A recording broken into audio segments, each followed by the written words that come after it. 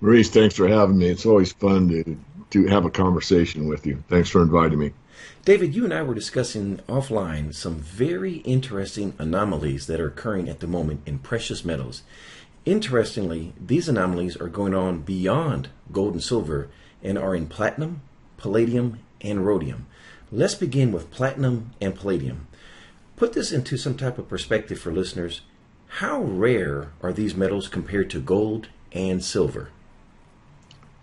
Well, both platinum and palladium basically have the same mining profile, which means there is, on any annual basis, there's about an equal amount of platinum, palladium dug up out of the ground. That, I was mistaken. If you look at the internet, only there's a lot of misinformation. So, of course, I went out and bought the best studies on the PGMs, both Johnson Matthey and CPM, and looking at the mining data, they're basically mined at about the same level. And that level is 15 times rarer than gold. So it's not 10% of the gold market. It's not 1/10. It's 15 times rarer. So they're very, very rare metals. You know, you often hear about the gold market and all the above ground gold would fit into this, magic cube or three Olympic-sized swimming pools. All the world's platinum would fit into your living room. That's how rare it is. You know, I often share with subscribers that just because something is rare doesn't mean that it is valuable. You must consider utility. Can you share the utility these metals provide? Yes, first I'll back up and read into your question slightly that if you look at platinum, palladium, from a classic monetary perspective, being fungible, being divisible, being rare, being scarce, and all those things, they do qualify as money, but they aren't treated as such. And this comes to your question: what's the utility value? Really, the utility value of both those metals is in industry only. I mean, there's some jewelry demand in platinum, very slight jewelry demand in palladium, but mostly it's catalytic converters, catalysts for the automobile industry for both those metals, and some other industrial uses that are very slight. So basically it's auto catalysts and jewelry, and that pertains mostly to platinum over palladium. So if there is a switch to EVs, for example, electronic vehicles, the demand for getting pollution out of the internal combustion engine cycle by using platinum palladium. And by the way, palladium is used in gas engines and platinum is used in diesel engines. And that's one of the reasons you're seeing this run more on palladium than you are on platinum. But regardless, if we did a thought experiment and went, 3 years out or 10 years out, I don't care, it's just a thought experiment, 10 years out, and we see the EV market is 60% of the market and the other 40% are internal combustion engines, you would have a lot less demand for both those metals. Which ties into my next question. How about the supply and demand fundamentals? Well, right now they're both kind of on the edge, meaning that there is some above ground supply. It's very tight, extremely small markets, but basically, again, the demand is by industry, and then there's what is the margin, the speculators. So if the speculators see that there is a tightness in the market, fund managers, family offices, whatever, can see a momentum play or whatever, do their own analytical work and determine that, looks like palladium is the way to go. There's a great spread trade going on. Let's short platinum, let's go long palladium, and let's see how far we can go. And those kind of scenarios, and of course there's ETFs that are physical, so that can be played as well. And those kind of scenarios is kind of first in, first out, which means that, if you're doing that game, it's such a small market, you want to be the guy that's in fairly early and the guy that's out fairly early, because you don't want to wait too long because the market's so thin that you don't want to be the last one buying and then there's no one to sell to. And those are kind of a good analogy for how those markets actually work. Now, David, what is the cost of production for platinum and where is it mined? Platinum, first of all, these are PGM, platinum group metals. So they basically come in not a platinum mine or a palladium mine or a rhodium mine or iridium mine. These are platinum group metals. So, for instance, over in the Stillwater mine in Montana, a couple states over from me, I mean, if you dig out and refine it, what you get is PGMs. You get platinum group metals. So you get platinum, you get palladium, you get iridium. So that's how it plays. Now, if you look at South Africa, which is where primarily the platinum comes from, you're in a location that's got political uncertainty, and almost more so by the day. And there's not many places that you can mine it. So primarily the platinum comes from South Africa and from Russia. The Norilsk nickel mine is a very good PGM producer. So those are basically your two. Both jurisdictions pose some problems relative to the West, and that's a fact. So I think you had another question in there, but that's the gist of it. If I didn't answer fully, just re-ask the question. Sure. Well, I was just concerned about the cost of production. I believe last time I checked, platinum was $1,700, or has that number changed? Right. Yeah, that's right. No, it's still around that number. I mean, you can tweak the numbers because of labor costs and on. But I mean, for round numbers, rule of thumb, platinum is selling under the cost of production right now. Of course, that's a problem because the platinum mines in South Africa are extremely deep. It's very unreasonable conditions. It's just nature, but there's huge fans going. You got a big air conditioning bill to worry about. You can only work the workers like a half hour at a time, or else they're going to exhaust. I mean, it's a really tough business for these South African mines, and yeah, 1,700 is roughly a good rule of thumb. Someone could come in and look at Anglo Platts or somebody and say, well, David, it's $1,527.26 or something. I don't care. The idea is that we're actually under the cost. If you want to be a platinum miner, the best way to do it is to buy physical platinum right now and store it. Because you're actually doing better than all the problems that are entailed when you mine anywhere in the world, let alone South Africa. Now, is this also germane to palladium? What is the cost of production there? Well, they're pretty much tied together as they're, again, I mean, there are mines like Montana is primarily a palladium mine. The PGMs come out, but you're getting more palladium per scoop than you are platinum.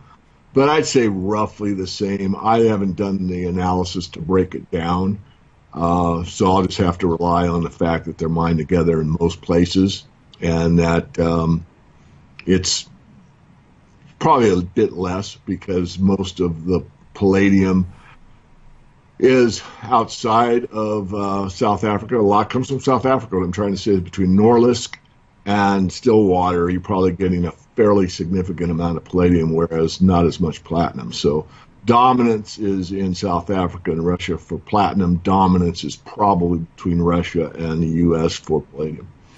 Now, is there any reason in particular that the Morgan report has identified why palladium is priced higher than platinum? Well, I did a white paper several years ago. We looked at it, and I didn't do a spread trade, but I was very bullish palladium over platinum. And one was that it was a cheaper metal at the time and yet served the same utility. So, if you can hire a maid to, clean your house, and the one that you have currently is costing you, $25 an hour, and you can find one that's just as good for $15 an hour, I think you're going to make the switch. And we saw that. So this is what took place in the auto catalyst market. And then there's always that little bit of what else can it do? Are there going to be new uses, new utility values found, especially with the, rare earth element situation, meaning that, with all these exotics that are used in cell phones, as one example, there's always a potential for these elements to be utilized at small quantities in high volume. So we looked at that and said, we really favor palladium over platinum. And that, of course, has come true. And many of members of the Morgan Report, I put them in contact with a physical dealer that I actually use for my palladium purchases. I use a couple, but one in particular, and a fair amount of of members decided they wanted to have a palladium position. This is certainly the top tier. In other words, I would never recommend anybody buy any palladium or platinum unless they've already got a good base in gold and silver, and for most people, that's all they need. But if you want to go out in the exotics, those are two that you can, and sometimes it makes sense. So we basically called that one early, but I'd rather be early than late. And certainly, full disclosure, I actually have sold off very recently part of my palladium position. Well, that's going to be a question I was going to ask here coming up, but let me ask you this as well then. Currently, the ratio is nearly 1-to-1 with platinum and palladium, but what has it been historically? It varies. I mean, if you go back and look at it, I mean, you've seen like $200 palladium with, $2,000 platinum or whatever. That's now, 1-to-1. Actually, palladium, if we just mentioned, sells above the cost of platinum. So it's gone to, from roughly 10-to-1 to 1-to-1. The average would be about 5-to-1. I haven't done an arithmetic mean to do the mean average, what it would be. But if I just did it in my head, looking at the charts, it's probably about 3-to-1. So obviously, a good long-term trade might be, I'm not going to say it is, it could be to do the reverse, go long platinum and short palladium. I don't think you'll see this discrepancy forever, but who knows? I mean, the markets know more than anyone. I'm very glad I had an extremely modest platinum position and a rather aggressive palladium position, I'll tell you that. Well, I have to share with you as well, and for all of our listeners, we are subscribers to the Morgan Report, and I can recall yourself and David Smith referring to the merits of palladium years ago, so thank you. No, you're welcome. Now, switching on to an even smaller market, let's discuss rhodium. How big is the market compared to platinum and palladium? Well, I'll compare it to gold. I mean, the rhodium market is so teeny, it's about 1% of the gold market. So if platinum and palladium are 15 times rarer than gold, if it was 10%, and it's like, it's even less than that, you're looking at an extremely small market. So if we go back to the, all the platinum that's ever been mined in the world would fit, in one cube, not bars stacked against each other. I mean, in one physical cube, probably fit in your living room. The amount of rhodium would fit, in the corner. I mean, it's really, really rare. Now, can you share the utility that rhodium provides? Yeah, again, it's industrial primarily. You're looking also at auto catalysts, and you're looking at LCDs, liquid crystal displays, and other glass products that are used with rhodium. So that's the primary purposes of that metal. There are others, but those aren't really worth mentioning. Those are the two primary purposes. And what about the cost of production, and where is it mined? I know we've kind of covered that the PGMs kind of come together, but where is it predominantly coming from? I don't know. I really don't know predominantly. I mean, predominantly probably from the biggest PGM mine in the world. I mean, Norilsk, Stillwater in South Africa again. Which one of those places is it more prevalent in the PGM mix? I don't know, but that's where it comes from. As far as the cost of production, it's used as a credit. It's such a small thing. I mean, I could probably work backwards and figure out what the actual cost is. I'm not going to bother. It's like silver, for example, although many people might get upset by hearing this, but most people listen to your show, Maurice, or me, understand this. But let's take, a large conglomerate like Rio Tinto. They've got massive silver production. But compared to what they get in lead, silver is just a byproduct that they use as a credit. So they might mine, I don't know, I'm going to make up a number, but, 200 million worth of lead, and only 1/15 of that, let's say, in silver. They don't even look at the cost of silver. They just look at it as a lead byproduct and take that to the balance sheet and subtract it. Same thing happens in rhodium. So that's the way it's done. As far as what's the cost, I really don't know. I mean, I could stab at it, but I don't need some troll to tell me I'm wrong. If someone figures it out, they can put it in the comments section. Certainly. Now, rhodium is up 50% in the last 60 days, if I'm not mistaken. Is there a supply crunch or some huge demand that just came out in the market that we don't know about? None to my knowledge. If it's there, I don't know about it either. What I'd say is that usually these momentum plays in these small markets, there are small hedge funds, and they play the momentum game. If they see Palladium moving, they might be first in on on Rhodium, and then call their buddies or have some of their friends write a positive article on why Rhodium's going back to 10,000, blah blah blah blah, and ride that wave. I mean, if you listen to Jim Cramer, I mean, he talked about when he was running a fund, and they especially do it on the short side. I mean, these guys are notorious for putting out what I'll call fake news on different companies to get the stock price down. It works both directions, but primarily on the short side. So, that's my guess. I think it's a good guess from my experience, but it doesn't guarantee I'm right. If there is a new use or something, I'm not aware of it. Now, you mentioned 10,000. Rhodium was 10,000 less than 10 years ago. Do you see Rhodium cooling off or remaining on this path? I think it's going to go right along with the other PGMs. I think it's going to cool off. I think the $1,000 print that we saw on Palladium a while back, I mean, just a few days ago, pretty close to where I off some. Could be it. Could be wrong. Maybe it's going to 2,000. I don't know. If I'm wrong, I'm not upset by saying I'm wrong and getting right back in and writing it for another $1,000. But I don't think that's the case. I don't like the way the COTs are looking on the gold side, especially right now, and I don't like the market action. So I think that we're probably more likely to go sideways to down than we are to go up right now. And since the PGMs do go to their own drummer, somewhat.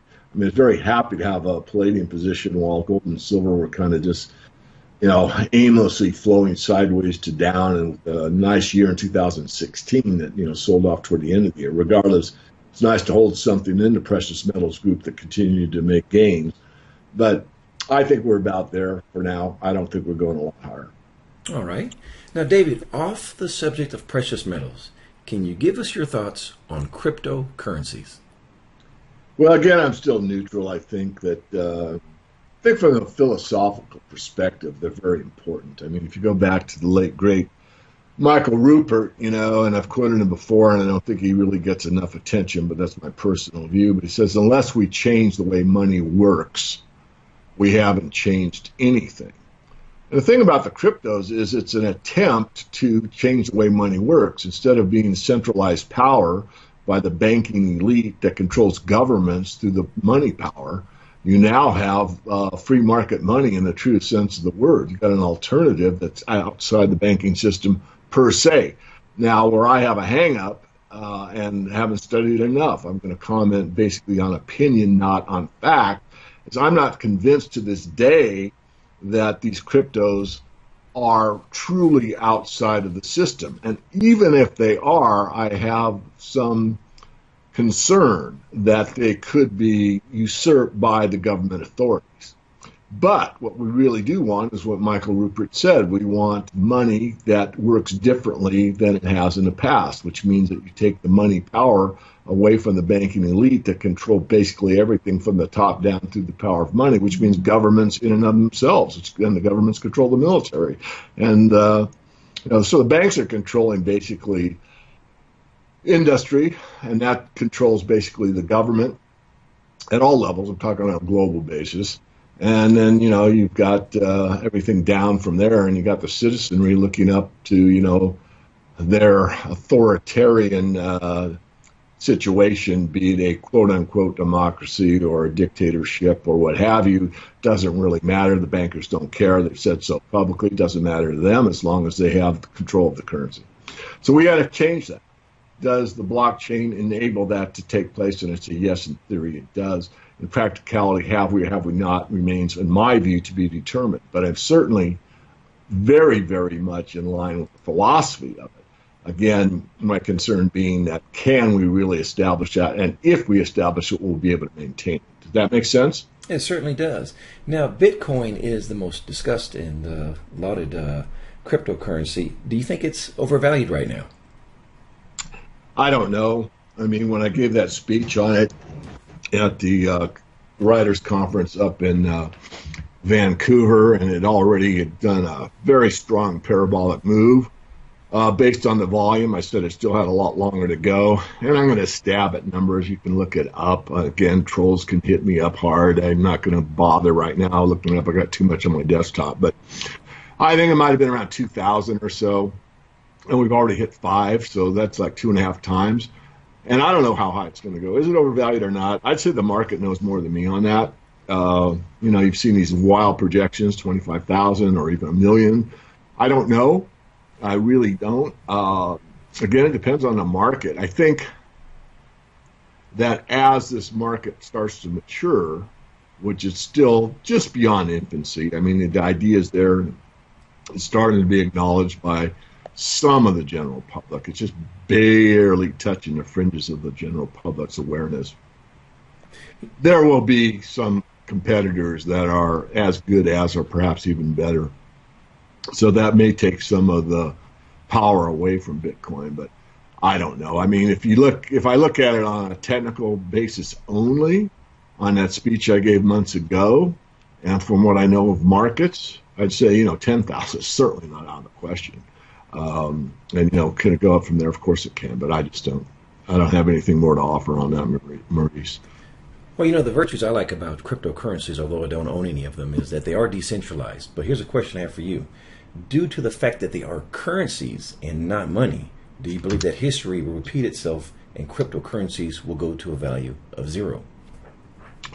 Wow, that's a great question. Boy, that's a good one to throw at me, because one of the basic tenets that I've used for years is that all unbacked currencies eventually find their intrinsic value of 0 or near 0. I mean, they don't always go to absolute 0, but they get to a point where the market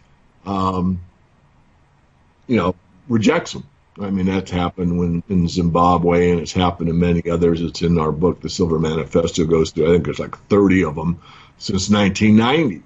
But most people aren't aware of them, and you don't even hear it on the mainstream financial press. No one really gets on MSNBC or Fox or, the Business Channel and says, oh, by the way, another currency failure because it's unbacked took place today and blah, blah, blah, blah, land. You don't hear that, but it does. It happens. Will it happen in the cryptos? I'm stalling. I'm trying to think as I speak. I'd say philosophically, yes. I mean, some of these are just basically scams or frauds in my view, so they're definitely going to go there.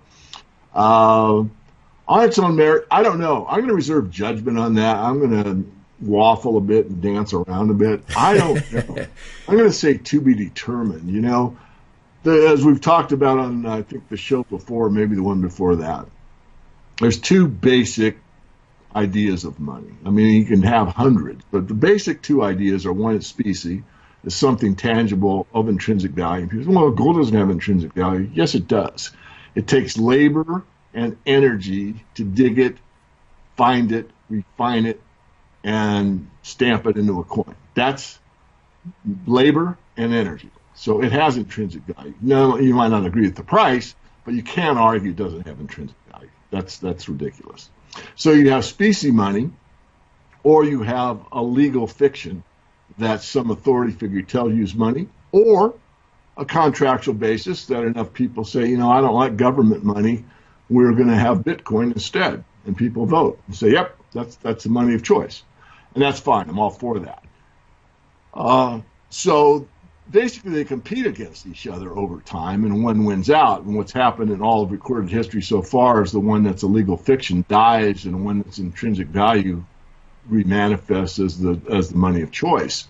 Of course, there's a possibility to blend them this time, which some are for and some are against. I'm actually for it myself, but that's my opinion. The market will determine whether or not it's a good idea. Fair enough answer. All right. We've referenced your work, but can you please share with us, what is the Morgan Report? Well, we look at, I used to have the subset, money, mining, and metals. And that's a good analysis of kind of a top view. I mean, we look at all the elements. So if you want to know how to invest in cobalt, how to invest in lithium, how to invest in vanadium, how to invest in palladium, all those type of things, the rare earth elements, the energy metals, the battery metals, that type of thing. You know, the Morgan report covers all that. The only thing we really don't touch on very often is the energy sector, like oil, gas, and coal, although we look at coal from time to time. So anything to do with a mineral, we cover it. And most of the time, a lot of these situations, the best way to get exposure is through the stock market. I mean, to invest in cobalt or lithium, for an example, it's pretty hard. There's no real lithium dealer on your street corner you can go down and buy, physical lithium from. So the problem with those type of situations is that there is a lot of situations that are really of very low value or merit. In fact, in my view, there's probably one, maybe two lithium companies worth investing in. Same thing with cobalt. So we save people a lot of time and energy. Now, people, the trolls will come in and say, I bought XYZ lithium and it went from 5 cents to 50 cents and I made a 10-bagger and, Morgan doesn't know what he's talking about. Well, I'm not going to argue a fact. If you make a 10-bagger on a lithium company that has no lithium in any way, shape, or form, good for you.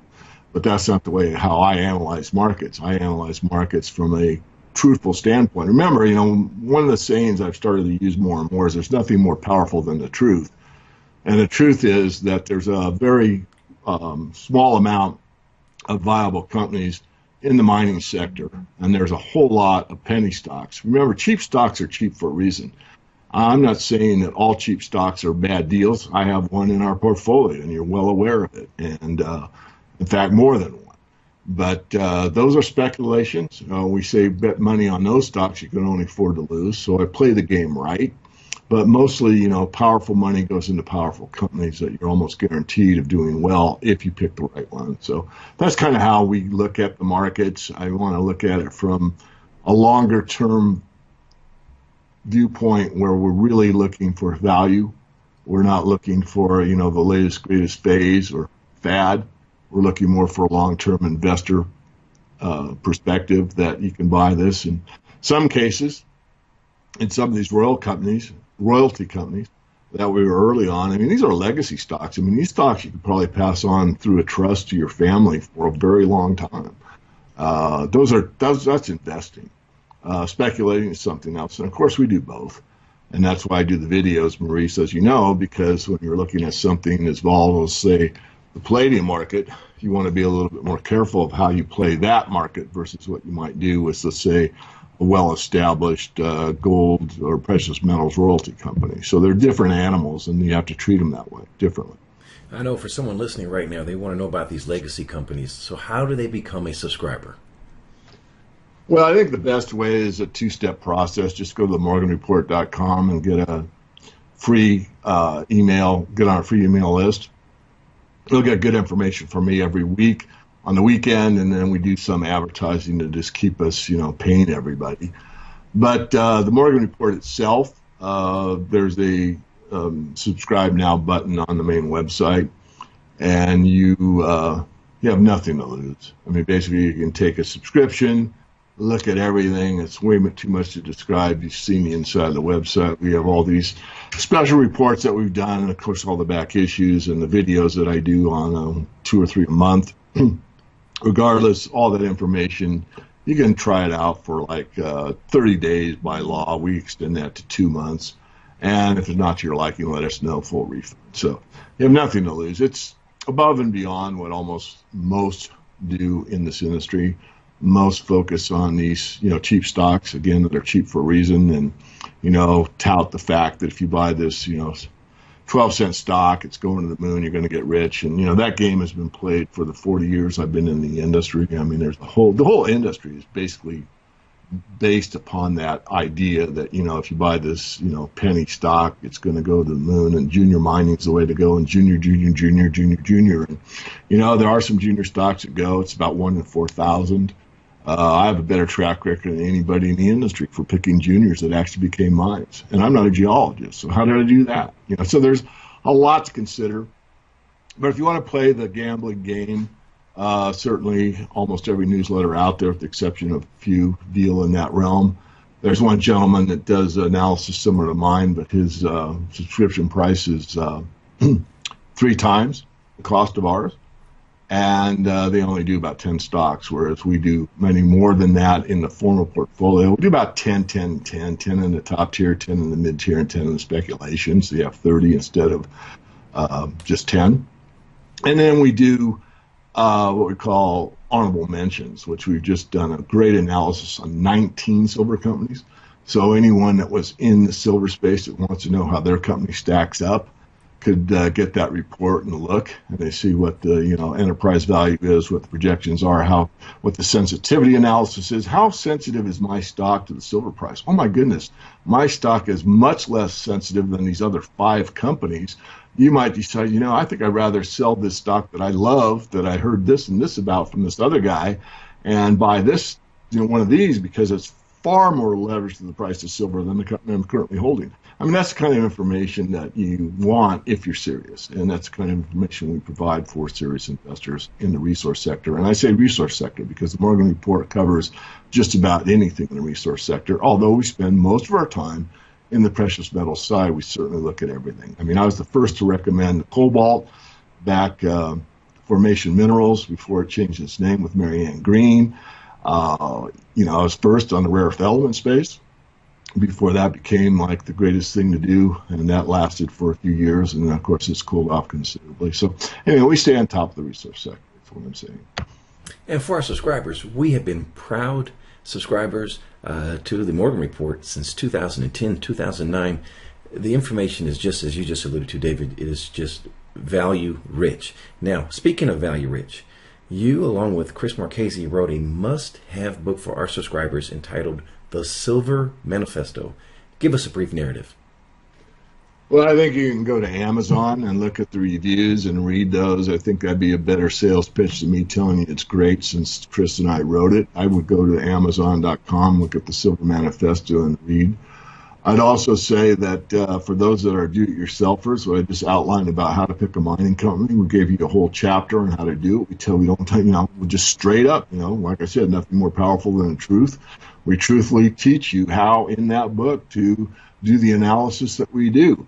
And certainly there are some young and not so young, bright individuals, male and female, out there that probably can take that chapter and teach themselves how to do it and save themselves the cost of the Morgan Report.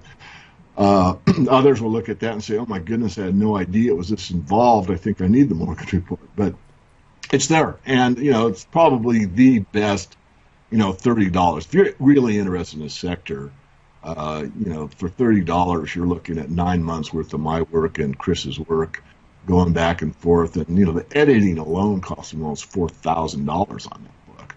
I had it professionally edited and all that stuff. So, that's where the value is. I mean, if you want to spend the money on the Morgan Report, certainly we'll accept your money and we'll try to do our best to keep you a pleased member of the Morgan Report. But if you just want to get, something that's kind of a classic and will continue to provide timeless information for you, get the book, $30. That's really a bargain. And for our listeners, I want to emphasize this is a must-have book, and you will find the link to the Silver Manifesto under our education tab. Now, sir, before we leave here, everyone wants to know, where will you be presenting next? Well, I'll be at the Gold Show in New Orleans, and that will be the 24th, 25th, 26th of October. So next week I'll be in New Orleans. Then I leave for Australia on the 4th of November. I'll be at the Precious Metals Investment Symposium in Melbourne, Australia, as a keynote. And I will be attending the Melbourne Cup, which is kind of the Kentucky Derby of Australia. And then I come back, I rest for about a week, and I'll be at the Gold and Silver Summit in San Francisco, California on the 19th and 20th of November. And then after that, I kind of run out of pages on my calendar, but I know one of the best shows is always in January in Vancouver, British Columbia, and that's sponsored by Cambridge House. Well, it looks like I'll be following you. I'll be actually finally have the opportunity to meet you at the New Orleans Investment Conference here next week, and then I'll also be in Australia at the same time conducting a site visit. So, unbeknownst to me, you were going to Australia. But last question for you here. What did I forget to ask? I don't think you forgot anything. I mean, maybe, I am a bit philosophical and some love it and some hate it, but, it's you asked me for the interview. I just say put money in the proper context. Certainly the money powers have been there for a very long time, but, people are questioning a lot of things these days, as they should. What's it all about? I made a bunch of money. I'm not any happier. I think you put money in the proper perspective of someone's, life, and if you don't have enough, I understand that, that's not a great place to be. I mean, I want everyone to be comfortable. I want, I would like to see a more equitable system available for everybody worldwide, but that's not our reality. But I also think those that are well enough off ought to look at what they can give back rather than adding more. And I would say, again, just take a balanced approach to life. I mean, whenever you're too set in any one direction, usually life has a way of kind of whacking you alongside the head and saying, hey, wake up, you need to reevaluate. Someone that's, for example, a workaholic and neglects their kids, I'll use Steve Jobs as an example. Certainly we all admire him, myself included, but you get near the pancreatic cancer situation and you look back and you go, I really didn't get to spend as much time with my kids as I might have or could have or should have. And that's something that, I would suggest that you consider, what's important. And really when you get down to it, you've got two major emotions in the human experience, love and fear. And most of us are run on fear almost daily because, I don't have enough money, or I've got so much, what am I going to do with it? I might lose it. Or in the other realm, I'm not healthy enough, or I'm too healthy, I'm being fanatical about it, or on and on. You get these extremes. And what we really need to do is live more in the love and what I can give and what I can contribute and what I can do to make a difference. And of course, as Gandhi said, let the change begin with yourself. So if you look at yourself and you're calm and peaceful on the inside, and you can emanate that in your daily life in the presence of others, always and everywhere, wherever you find your circumstances, certainly you are contributing to the betterment of all those around you, believe it or not. So I'll leave on that philosophical statement, and I'll let the trolls hit me on that one as hard as they'd like. Well, David, I'm smiling from ear to ear. Those are priceless words of wisdom. Last question for you. Can you give us your website one more time? Sure. There's two, really. I think if you're really interested in the resource sector, you should go to my domain. It's called richesinresources.com. That's richesinresources.com, and get the 11-page report. And if you're just focusing on the silver market, go to themorganreport.com and get the silver price forecast for the year 2017. And, I wrote that several months ago. I wouldn't change a word in it. I think it's going to prove very accurate for this year. In silver in the Stillwater mine in Montana, a couple states over from me. I mean, if you dig out and refine it, what you get is PGMs. You get platinum group metals. So you get platinum, you get palladium, you get iridium. So that's how it plays. Now, if you look at South Africa, which is where primarily the platinum comes from, you're in a location that's got political uncertainty, and almost more so by the day. And there's not many places that you can mine it. So primarily the platinum comes from South Africa and from Russia. The Norilsk nickel mine is a very good PGM producer. So those are basically your two. Both jurisdictions pose some problems relative to the West.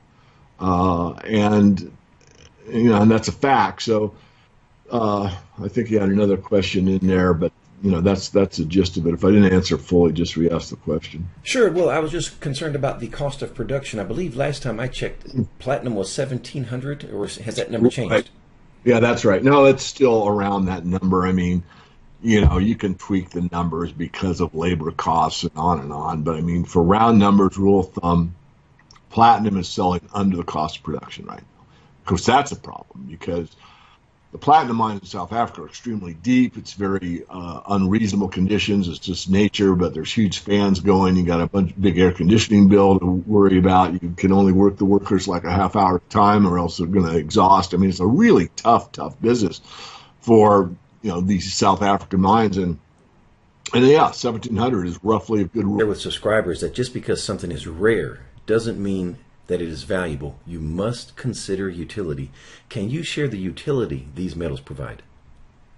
Yes, first I'll back up and read into your question slightly that if you look at platinum, palladium from a classic monetary perspective, being fungible, being divisible, being rare, being scarce, and all those things, they do qualify as money, but they aren't treated as such. And this comes to your question: what's the utility value? Really, the utility value of both those metals is in industry only. I mean, there's some jewelry demand in platinum, very slight jewelry demand in palladium, but mostly it's catalytic converters, catalysts for the automobile industry for both those metals, and some other industrial uses that are very slight. So basically, it's auto catalysts and jewelry, and that pertains mostly to platinum over palladium.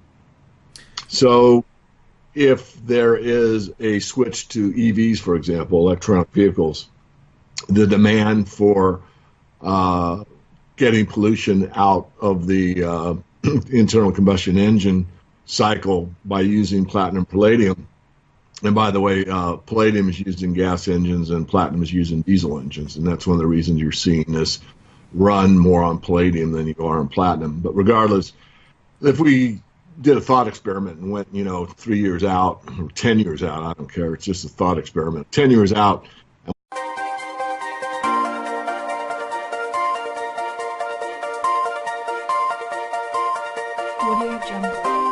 Maurice, thanks for having me. It's always fun to have a conversation with you. Thanks for inviting me. David, you and I were discussing offline some very interesting anomalies that are occurring at the moment in precious metals. Interestingly, these anomalies are going on beyond gold and silver and are in platinum, palladium, and rhodium. Let's begin with platinum and palladium. Put this into some type of perspective for listeners. How rare are these metals compared to gold and silver?